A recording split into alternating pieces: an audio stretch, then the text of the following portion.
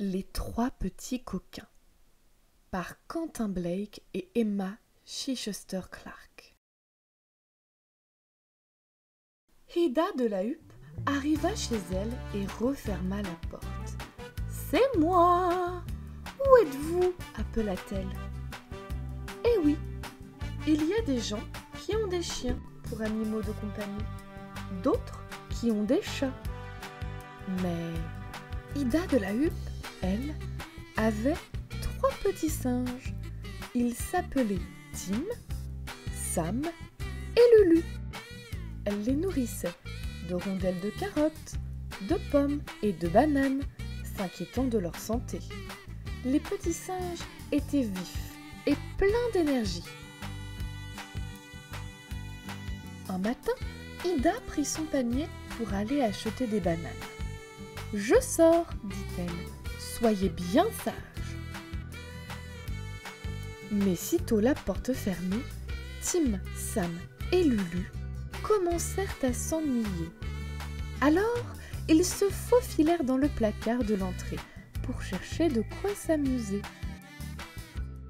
Ils flanquèrent tout par terre, essayant d'ouvrir les parapluies et sautèrent dans les bottes de pluie. Ils ôtèrent les lacets des souliers et même ils déplumèrent le chapeau préféré d'Ida. Quand Ida rentra chez elle, elle fut atterrée par ce qu'elle voyait. Il y avait des plumes partout.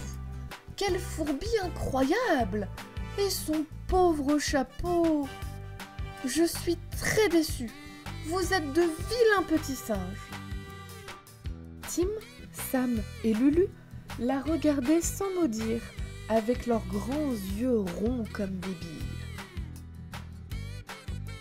Le lendemain, Ida sortit s'acheter un nouveau chapeau. « Il faut que vous soyez sage pendant mon absence, » dit-elle. Mais sitôt la porte fermée, les 3 petits singes commencèrent à s'ennuyer. Alors, ils filèrent dans le salon pour chercher de quoi s'amuser. Ils vidèrent la corbeille à papier, transformèrent les journaux en confettis, renversèrent le vase et ils tournicotèrent tant et tant avec le tricot d'Ida qu'il fut réduit à un sac de nœuds. Quand Ida rentra chez elle, elle fut horrifiée par ce qu'elle trouva. Quelle pagaille catastrophique! Et son pauvre tricot! Elle le serra contre elle en gémissant. Mais qu'ai-je donc fait pour mériter ça? Méchant petit singe!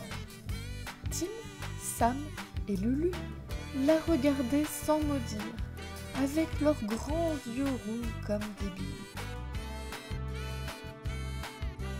Le lendemain, Ida sortit acheter de nouvelles pelotes de laine. « Je sors, dit-elle.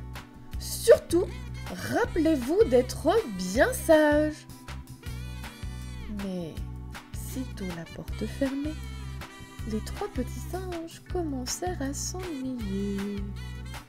Alors, ils se ruèrent dans la cuisine pour chercher de quoi s'amuser.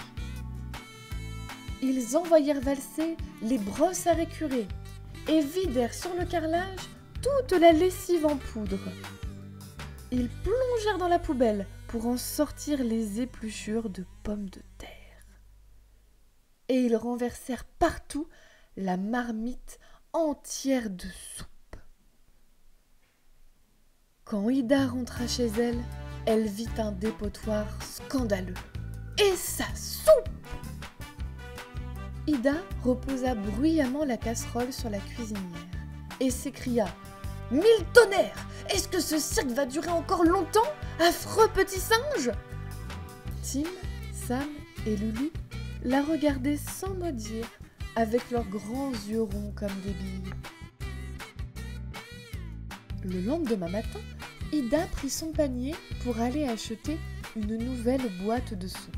« Promettez-moi que vous serez bien sage. » Mais sitôt la porte fermée, les 3 petits singes commencèrent à s'ennuyer. Alors, ils grimpèrent l'escalier et se glissèrent dans la salle de bain pour chercher de quoi s'amuser. Ils déroulèrent tout le papier toilette. Ils écrasèrent le tube de dentifrice. Ils grignotèrent le savon. Et ce n'était pas bon.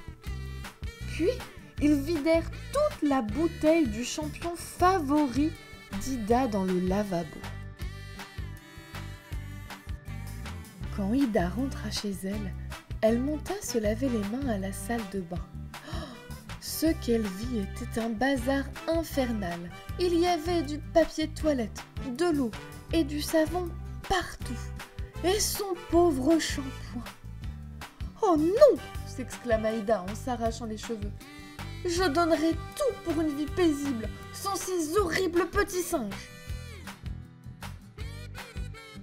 Le lendemain, Ida devait rendre visite à sa mère, qui était clouée au lit avec un gros rhume.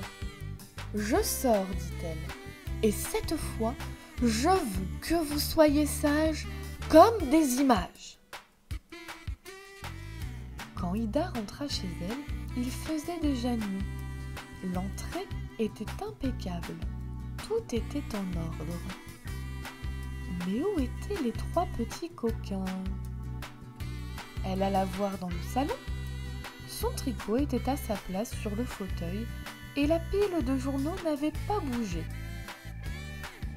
Mais Tim, Sam et Lulu étaient introuvables. Où sont-ils passés? Se demandait Ida. Elle se rendit dans la cuisine. Tout était propre, brillant et bien rangé. Mais pas la moindre trace des 3 petits singes. « Ça perd les popettes !» s'inquiétait Ida. « Qu'est-ce qui a bien pu leur arriver ?» Dans la salle de bain aussi, tout était propre, brillant et bien rangé. Là encore, aucune trace des 3 petits singes. Ida sentit le désespoir l'envahir. C'est épouvantable! De grosses larmes roulaient sur ses joues. Elle les essuyait avec son mouchoir, mais il y en avait trop. Elles ruisselaient sur le sol. Bientôt, le tissu de son mouchoir fut tout trempé. Ida partit en chercher un propre et sec dans l'armoire. Et qui était là, assis dans l'armoire? Tim, Sam et Lulu. Ils la regardaient sans mot dire, avec leurs grands yeux ronds comme des billes. « Oh mon Dieu !» s'exclama Ida. « Mes vilains petits singes à moi !» Ce soir-là, Ida monta se coucher le cœur léger, et en se glissant sous les draps, elle découvrit toutes les cuillères et les fourchettes de la cuisine et 3 boîtes de sardines à la sauce tomate.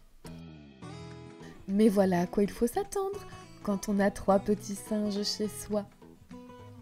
Fin. Et voilà, notre histoire est terminée. Et parce que les belles histoires se partagent, je vous donne rendez-vous mercredi prochain pour la lecture d'une nouvelle aventure. À très bientôt!